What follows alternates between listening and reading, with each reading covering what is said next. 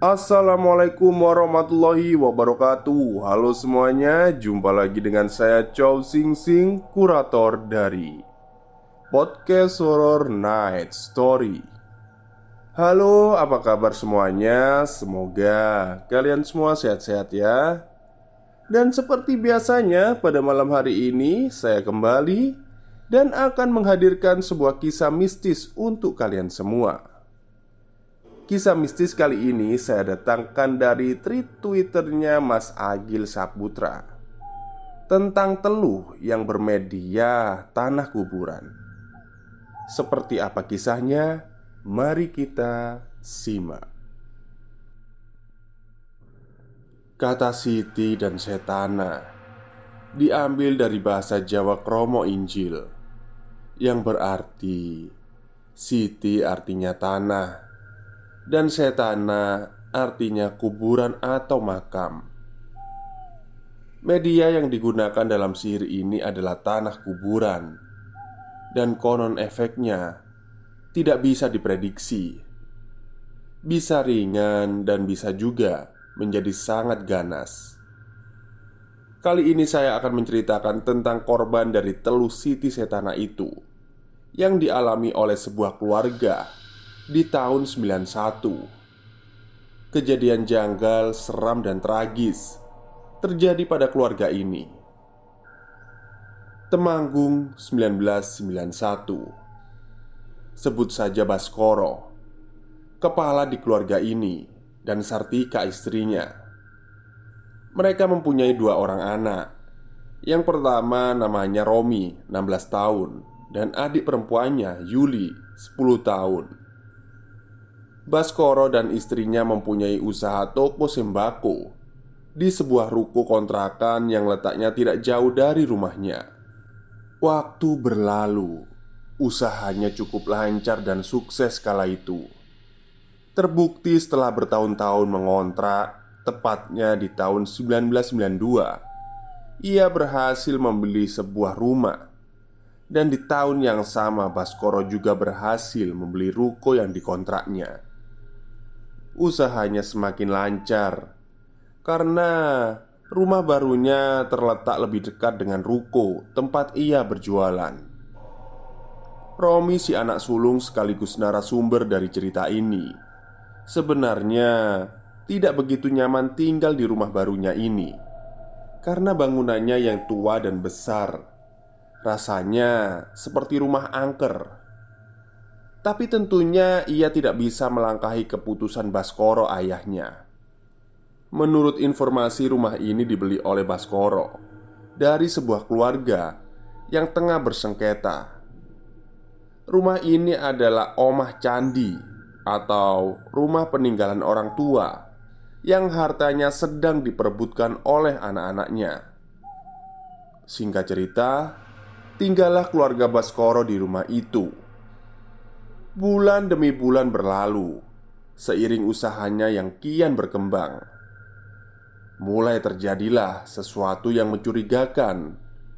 Berawal di suatu malam, Baskoro, istri dan anaknya harus terbangun karena suara gonggongan anjing di depan rumahnya. Dengan sedikit kesal, Baskoro keluar ke depan rumahnya, diikuti oleh anaknya Romi. Dan di sana terlihat ada dua ekor anjing di luar pagar yang masih terus menggonggong. Entah milik siapa, karena memang di daerah itu banyak warga yang memelihara anjing. Dengan sedikit marah, Baskoro mengambil batu dari sebuah pot bunga di depannya dan melemparkannya ke arah anjing itu. Anjing itu pun berlari pergi. Baskoro dan anaknya Romi pun berbalik hendak masuk lagi ke dalam rumahnya. Namun, langkah mereka terhenti ketika merasakan ada remahan tanah yang mengotori telapak kaki mereka berdua. Oh, poto iki?" Baskoro berkata seraya mengusapkan kakinya di keset depan pintu rumahnya. Mereka berdua pun kembali masuk ke rumahnya dan di kamarnya masing-masing. Dan beberapa saat kemudian terjadi sesuatu yang kali ini dialami oleh Romi. Entah kenapa, malam itu Romi menjadi agak gelisah mengingat dua anjing yang melolong di depan rumahnya tadi. Beberapa kali dia tertidur, tapi selalu terbangun. Sampai akhirnya Romi benar-benar terlelap dan bermimpi. Dalam mimpinya dia didatangi oleh sosok kakek tua. Rambutnya digulung ke atas, wajahnya biru memar dan matanya melotot. Dalam mimpinya, sosok kakek tua itu seperti marah dan memegangi pundak Romi. Sosok itu pun mulai meraba-raba sekujur tubuhnya, semakin merendah dan merendah, hingga akhirnya berhenti di kaki Romi. Seketika itu Romi terbangun dari mimpinya, tapi dia tidak bisa bergerak. Dia mengalami tindihan. Dia juga merasakan seperti ada sesuatu yang basah menggulir di telapak kakinya. Romi berdoa seraya mengumpulkan tenaga untuk menggerakkan tubuhnya ini. Dia sudah mencoba berteriak sekencang mungkin, tapi yang keluar dari mulutnya hanyalah desahan-desahan. Sampai akhirnya dia berhasil menggerakkan kepalanya. Matanya pun langsung menuju ke kakinya. Dan apa yang dia lihat sungguh menyeramkan. Karena ada sosok kakek tua yang ia lihat dalam mimpinya. Kini kakek tua itu tengah menjilat-jilat telapak kakinya. Sembari sesaat mata dari sosok itu menatap ke arah Romi yang kini tengah ketakutan. Ia benar-benar merasakan jilatan basah dari sosok itu. Romi pun memalingkan pandangannya. Sekarang ia benar-benar tersadar. Tangan dan tubuhnya sudah bisa bergerak, namun tidak dengan mulut dan kakinya. Kembali dia mencoba menatap ke arah sosok yang terasa masih menjilatinya itu. Ternyata ada dua tangan hitam yang sedang memegangi kakinya. Romi pun kembali memalingkan pandangannya dan memejamkan matanya, seraya terus berdoa dalam hati. Sampai akhirnya jilatan itu tak lagi terasa. Romi seketika langsung menarik kakinya dan berlari keluar dari kamarnya. Namun, ketika hendak menuju kamar orang tuanya, langkahnya terhenti kaku saat melihat sosok yang tengah berdiri di atas meja makannya. Sosoknya mirip anak lelaki kecil yang bertelanjang dada dengan kain sarung lusuh yang menyelempang di pundaknya. Sosok itu terus memandangi Romi yang ketakutan. Tubuhnya sulit untuk digerakkan. Perlahan, sosok anak kecil itu pun turun dari meja makan dan berjalan ke arah Romi, seraya mengacungkan jari telunjuknya. Sosok itu semakin mendekat. Tubuh Romi terasa lemas dan seketika pandangannya menjadi gelap. Romi pun pingsan dan terbangun keesokan harinya. Ibunya yang bingung mendapati anaknya tidur di lantai bertanya kepada Romi. Dia pun menjelaskan apa yang dia alami semalam dengan wajahnya yang nampak masih pucat. Dan kemudian Romi sakit hari itu. Romi yang sakit akhirnya tidak masuk ke sekolah. Singkat cerita, pagi berjalan seperti biasa. Baskoro sang ayah mengantar Yuli berangkat ke sekolah, dan setelah itu langsung ke toko. Sementara sang ibu menunggui Romi yang sakit di rumah. Singkat cerita, kira-kira pukul 11 siang, sang ibu keluar dari kamar setelah tahu Romi tengah tertidur pulas. Ia hendak menyapu. Sedari pagi, dia belum sempat beberes rumah karena sibuk mengurus keluarganya. Sang ibu mulai menyapu ruangan demi ruangan. Namun, dia heran ketika masuk ke dalam kamar Romi. Di lantainya banyak ditemukan bercak-bercak tanah basah. Baunya wangi tapi agak aneh. Ia segera keluar, mengambil alat pel dan hendak membersihkannya. Namun, ketika ia sampai di kamar, bercak itu seketika hilang tak berbekas. Dia heran dan langsung memeriksa tangannya yang tadi sempat menyentuh bercak itu. Dan benar saja, masih ada bekas tanah kecoklatan dan bau wangi di jari telunjuknya. Dan pada saat yang bersamaan, seketika tengkuknya terasa dingin, seakan-akan ada seseorang yang meniupnya. Sang ibu langsung bergegas keluar dari ruangan itu dan menenangkan dirinya di dapur sambil meminum air putih. Dia berpikir, ada apa gerangan yang terjadi? Dan lamunannya itu terhenti oleh suara orang yang masuk ke rumahnya. Nampaknya itu adalah Baskoro, suaminya, yang langsung menuju meja makan. Namun, beberapa saat kemudian Baskoro memanggil Sartika, istrinya. Bu, kesini. Ini nasinya kok sudah berbau ya?" kata dia agak kesal. Setelah diperiksa, memang benar nasinya sudah bau dan agak berlendir. "Kok bisa ya, Bu? Padahal ini beras mahal loh," kata Baskoro kepada istrinya.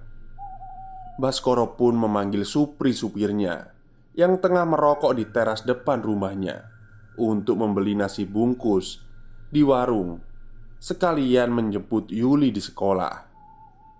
Namun, ketika Supri hendak berangkat, tiba-tiba saja dia berteriak. Baskoro dan istrinya sontak langsung keluar dan memeriksa. "Ada ular, Pak, besar di dalam mobil," kata Supri dengan wajah takut. Baskoro yang penasaran langsung memeriksa dari luar. Dan benar saja, ada ular weling yang tengah melingkar di kursi depan bagian penumpang. Baskoro segera menyuruh Supri untuk berangkat dengan sepeda motor saja. Sementara dia memanggil warga sekitar untuk membantu menengani ular ini. Dan Sartika, istrinya, yang ketakutan, terlihat menjauh dari mobil itu. Singkat cerita, datanglah beberapa warga yang membantu. Tapi ketika dilihat, ternyata ular itu sudah tidak ada. Sartika, istri Baskoro, sebagai orang yang satu-satunya sedari tadi berada di sekitar mobil, mengaku tidak tahu kemana ular itu pergi. "Jangan-jangan masuk di balik-balik kursi mobil," kata salah satu warga. Akhirnya dengan dibantu beberapa warga, dibukalah kursi kemudi mobil itu. Dan anehnya, bersamaan dengan kursi yang dibuka, berguguran juga remahan tanah yang cukup banyak. Baskoro dan salah satu warga awalnya tidak mempedulikan itu dan fokus untuk mencari ular yang diduga masuk. Sampai akhirnya mereka menyadari ada bau wangian yang aneh dari tanah yang berguguran itu. Begitu juga dengan ular itu, yang setelah dicari-cari juga tidak ketemu. Sartika, istri Baskoro, yang tadi turut menyaksikan dan mendekat serta mencium bau itu, langsung teringat kejadian beberapa saat tadi di kamar Romi. Namun, ia memilih diam saja sampai akhirnya setelah warga pulang, barulah ia bercerita kepada Baskoro tentang kejadian tadi. Istrinya mulai menghubung-hubungkan itu dengan cerita Romi tentang apa yang ia alami semalam. Namun di sini Baskoro tampak menampik dan seperti mewajarkan hal itu. Singkat cerita, hari pun berlalu. Tidak ada hal janggal yang terjadi. Kira-kira 7 hari terakhir ini, Romi juga terlihat sudah sembuh dari sakitnya dan sudah mulai beraktivitas seperti biasanya. Sampai di suatu malam, terjadi lagi hal yang menyeramkan yang mereka alami secara bersamaan. Malam itu mungkin belum terlalu larut. Romi, ayah dan ibunya masih terjaga. Hanya Yuli, si bungsu yang terlihat sudah terlelap dalam tidurnya. Tiba-tiba saja terdengar suara lolongan anjing di depan rumah. Dan kali ini terasa lebih bising. Seketika Romi mengingat kejadian tempo hari karena mendengar suara itu. Nyalinya menciut. Ia merapatkan jarak duduknya ke tubuh ibunya. Sementara Baskoro sang ayah yang hendak memeriksa keluar dicegah oleh Sartika istrinya. Baskoro kesal dan sempat memaksa untuk tetap keluar rumah. Namun dia urung ketika suara lolongan anjing itu berhenti. Mereka bertiga pun kembali duduk. Dan beberapa saat kemudian pintu rumah mereka diketuk. Ini cukup aneh. Pasalnya, untuk seseorang yang bisa sampai ke depan rumah, dia harus melewati pagar terlebih dahulu. Sedangkan pagar rumah mereka digembok. Di sini, Baskoro yang hendak memeriksa kembali dicegah oleh istrinya yang sepertinya merasakan ketidakberesan ini. Baskoro pun mencoba berteriak ke arah depan pintu. "Sopo yo?" kata Baskoro. Namun teriakan Baskoro ini malah disambut oleh suara tangis beserta ketukan yang kian mengeras. Mendengar itu, mereka bertiga kian merapat ketakutan.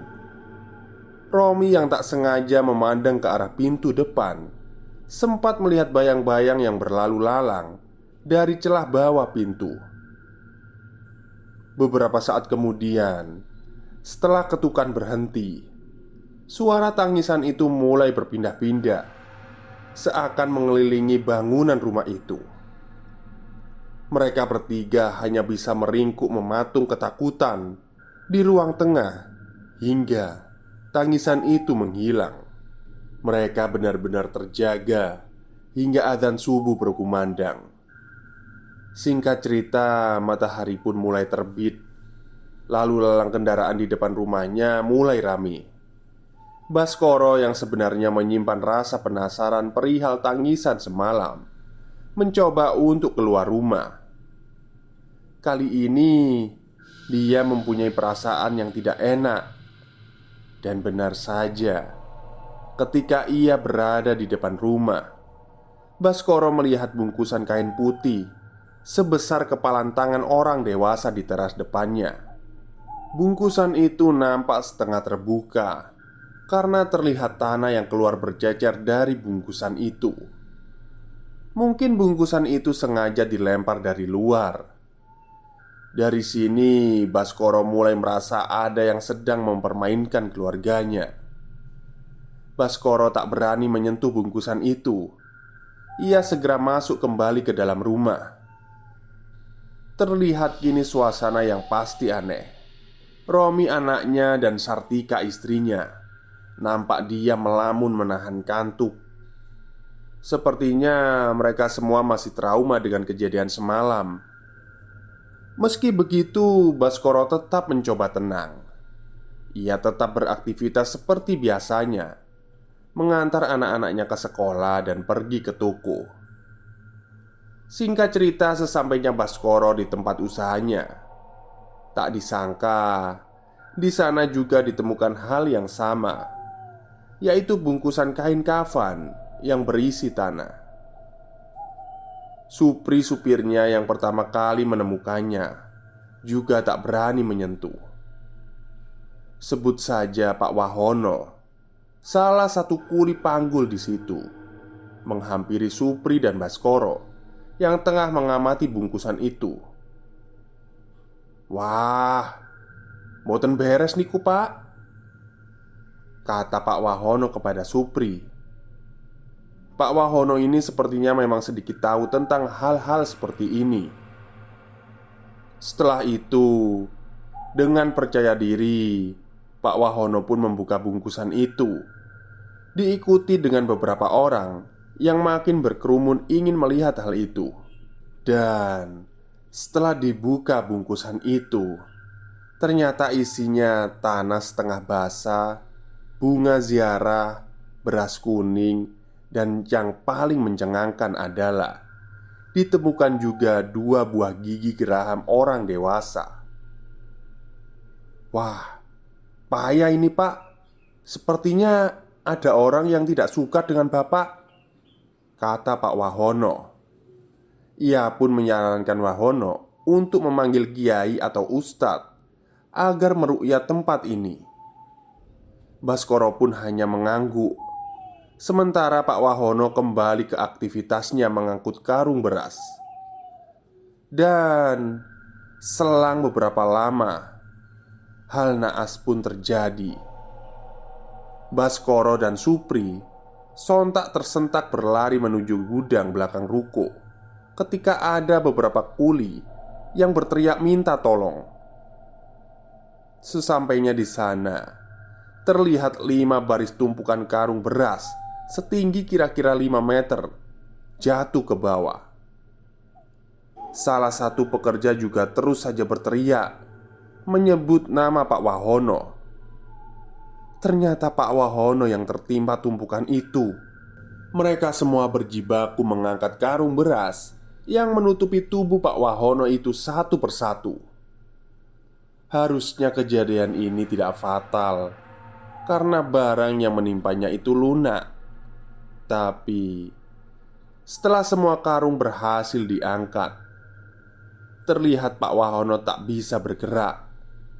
Meski matanya masih terbuka, Pak Wahono sama sekali tak merespon panggilan orang-orang di sekitarnya.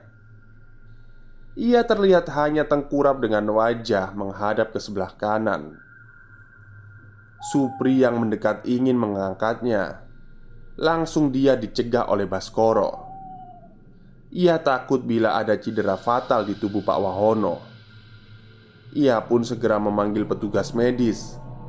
Dan setelah ditangani, benar saja Pak Wahono mengalami retak tulang leher.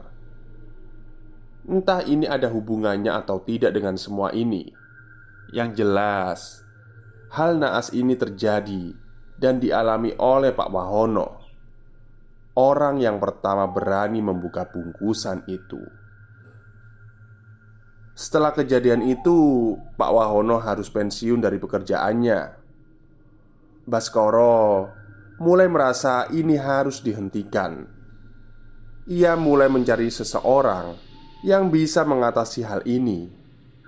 Namun, semua tempat menemui jalan buntu ketika para orang pintar yang ditemuinya hanya menyarankan untuk membersihkan saja tanah-tanah itu tanpa memberitahu solusi yang tuntas. Di sini Baskoro juga mengetahui bahwa ia sedang dipermainkan oleh Telu Siti Sitana atau santet tanah kuburan. Gangguan itu terus saja terjadi dari penampakan-penampakan yang ada di rumahnya hingga kini mulai merambah ke tempat usahanya.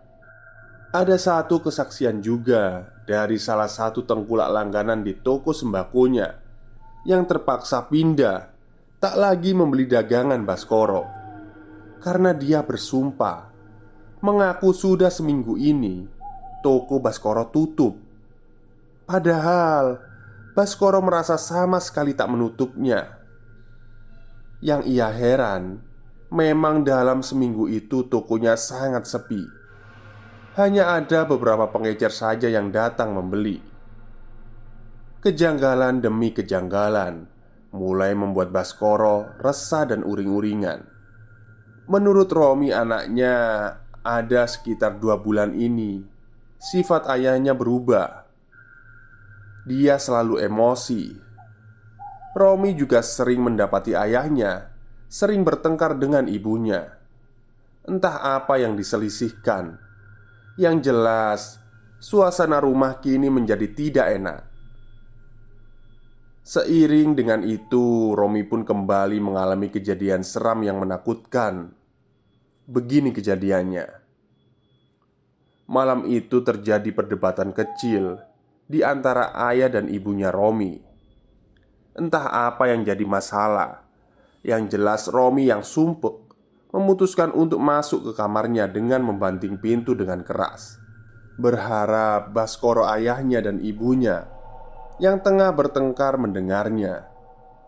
Dan itu cukup berhasil ketika mereka mendengar bantingan pintu dari Romi. Seketika mereka melirikkan suara pertengkarannya. Di kamar Romi pun memutuskan untuk tidur. Dia pun mulai terlelap, tapi di tengah malam ia harus terbangun karena perutnya terasa mulas. Namun ketika itu dia takut untuk ke kamar mandi. Dia sudah mencoba menahannya, tapi sepertinya sudah di ujung tanduk. Akhirnya Romi mulai mengubur dalam-dalam rasa takutnya. Ia memutuskan untuk berlari kecil menuju kamar mandi, menembus gelapnya ruangan demi ruangan yang ia lalui. Saat hampir sampai di kamar mandi, tepatnya di ujung ruangan dapur, Romi mencium bau wangi aneh itu lagi. Namun, perutnya memaksa untuk tak mempedulikannya. Dia pun mulai mendorong pintu kamar mandi. Walau ia menyadari seperti ada seseorang yang berada di belakangnya. Tapi ketika pintu dibuka, Romi hanya tertegun. Seketika rasa mulas di dalam perutnya itu sirna. Karena di dalam bak kamar mandi, Romi melihat kepala seorang wanita, lengkap dengan sorot matanya yang memandang ke arah Romi. Romi terpaku, tidak bisa bergerak melihat hal itu. Dan perlahan, sosok itu mulai keluar dari bak mandi dan memunculkan sebagian tubuhnya. Terdengar suara pekikan dari mulutnya. Sambil merangkak keluar dari bak, melihat itu, Romi dengan sekuat tenaga memundurkan langkahnya perlahan-lahan. Meski terasa berat, tapi itu berhasil. Dia menjauhkan posisinya dari kamar mandi itu. Walaupun ia harus roboh di antara ruangan tengah dan dapur karena dia tersandung kakinya sendiri. Pandangannya masih waspada. Barangkali sosok itu masih berjalan mengejarnya. Dan benar saja, Romi kembali melihat sosok itu berjalan dengan kaku. Terlihat rambutnya yang panjang dan bajunya yang coklat lusuh. Sosok itu berjalan di depan Romi tanpa menoleh dan hilang menembus tembok dapur. Seketika puncak ketakutannya terpecah oleh suara jeritan dari kamar ayah dan ibunya. Suara itu adalah suara Yuli adiknya. Entah apa yang terjadi. Romi yang tak mau ambil pusing langsung berlari menuju kamarnya dan bersembunyi di balik selimut. Sampai akhirnya esok hari pun tiba. Yuli adiknya sakit. Ia demam tinggi. Pagi itu terasa sangat tak enak. Baskoro, ayah Romi, membangunkannya dengan sedikit kasar. "Ayo, ayo sekolah!" Begitu kata ayahnya, seraya keluar dengan sedikit membanting pintu. Entah baru berapa jam Romi tidur.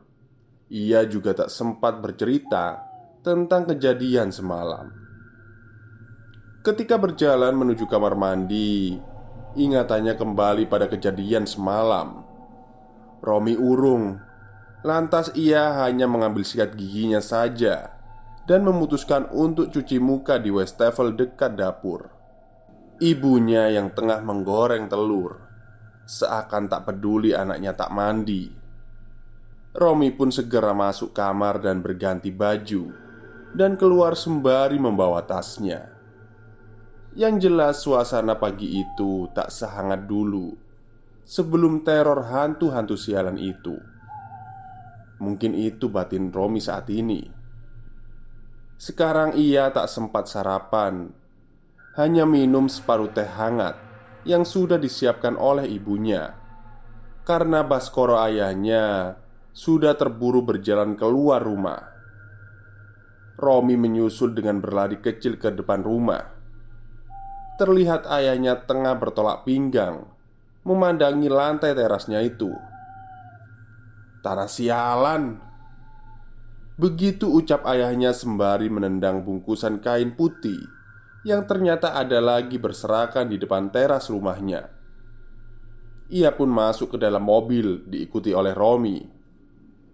Tanpa kata dan perbincangan, Baskoro ayahnya mengantar Romi ke sekolah.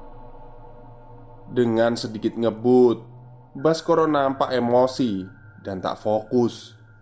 Akhirnya, hal naas pun terjadi. Tiba-tiba saja, Baskoro membelokkan setir mobilnya ke parit yang cukup dalam. Menurut kesaksian Baskoro, dia menghindari nenek-nenek yang menyeberang. Tapi anehnya, Romi tak melihat itu. Yang Romi lihat dan tahu hanyalah tiba-tiba saja Baskoro ayahnya mengarahkan setir mobilnya ke lajur kanan dan masuk ke dalam sebuah parit kering yang cukup dalam. Mobilnya ringsek. Romi tak mengalami luka yang cukup berarti, tetapi Baskoro kakinya terluka parah. Tulang keringnya patah sampai mencuat keluar. Singkat cerita, kecelakaan ini membuat Baskoro sadar bahwa kekuatan tak kasat mata yang tengah mengganggu keluarganya ini tak main-main. Terlebih lagi, ia juga sempat dilihatkan berbagai penampakan ketika ia sedang dirawat di rumah sakit. Hal ini membuatnya tidak betah dan memaksa untuk pulang. Hikmahnya, di rumah Sartika istrinya merawatnya dengan telaten dan membuat kembali suasana rumah tangganya hangat.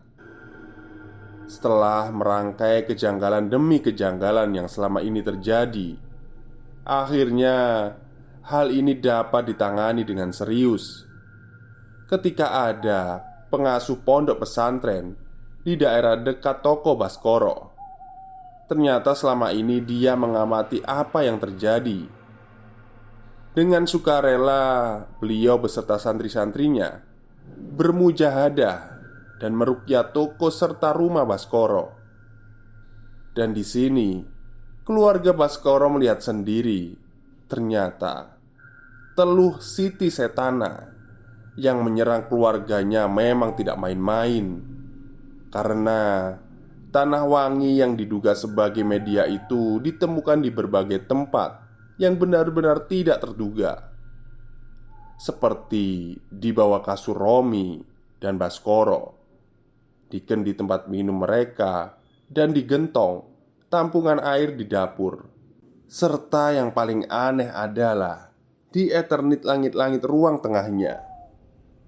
Pak Ustadz yang menyuruh Baskoro menjebolnya sendiri dari bawah dengan tongkat, dan berguguran tanah bercampur beras kuning serta bunga kering yang cukup banyak dari lubang Ethernet yang dijebol itu. Dan seperti biasanya, tanah itu mengeluarkan bau yang wangi.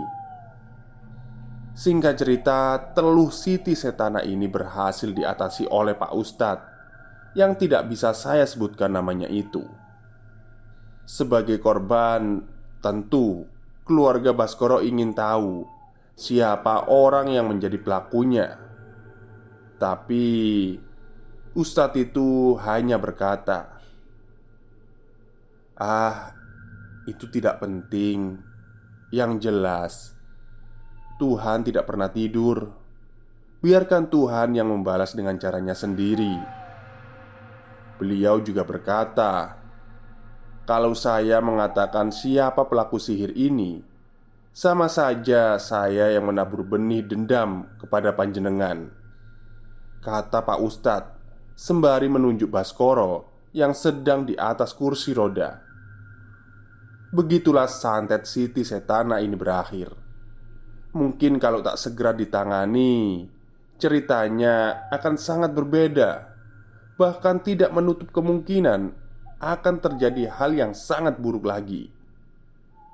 Baskoro sempat menjalani operasi untuk keenam kalinya. Dan sekarang beliau dan keluarga alhamdulillah masih sehat dan bahagia. Toko sembakonya juga masih berjalan. Dan kini Romi si narasumber ikut andil di dalamnya. Walau mungkin ada fase pasang surut yang harus dilalui. Sekian tahun berlalu, tak dipungkiri juga, sampai saat ini Baskoro, Romi dan sekeluarga masih mempunyai dugaan-dugaan tentang siapa pengirim sihir ini. Dugaan pertama tertuju pada sesama pengusaha toko tembakau yang jarak tokonya hanya 50 meter dari toko Baskoro. Dan yang kedua adalah dari salah satu keluarga dari rumah yang dibelinya. Diduga orang tersebut marah karena ketika rumah ini dijual, dia tidak diajak bicara atau diberitahu. Dan itu diperkuat ketika 4 hari setelah Baskoro melunasi rumah itu, orang itu datang dan ingin membatalkan proses jual beli yang surat tanahnya sudah terlanjur dibalik nama atas nama Baskoro. Tapi begitulah, itu cuma sebatas dugaan. Tentang siapa sebenarnya pengirim teluh ini, keluarga Baskoro tak tahu pasti. Sekian cerita tentang teluh Siti Setana. Semoga ada pelajaran yang bisa kita petik dari cerita ini. Sampai jumpa di cerita-cerita yang lain. Salam. Baik, itulah akhir cerita dari tweet Twitternya Mas Agil Saputra tentang teluh Siti Setana. Jadi memang untuk menyakiti seseorang itu ya, atau keluarga seseorang itu, medianya itu macam-macam. Ada yang berbentuk magic hitam, ada yang juga langsung kontak fisik gitu ya, memukul atau apa. Tapi yang paling saya nggak suka ya kayak gini sih, kayak nggak gentle gitu ya. Tapi ya gimana lagi ya, namanya juga manusia. Oke, mungkin itu saja cerita pada malam hari ini. Kurang lebihnya saya mohon maaf. Wassalamualaikum warahmatullahi wabarakatuh.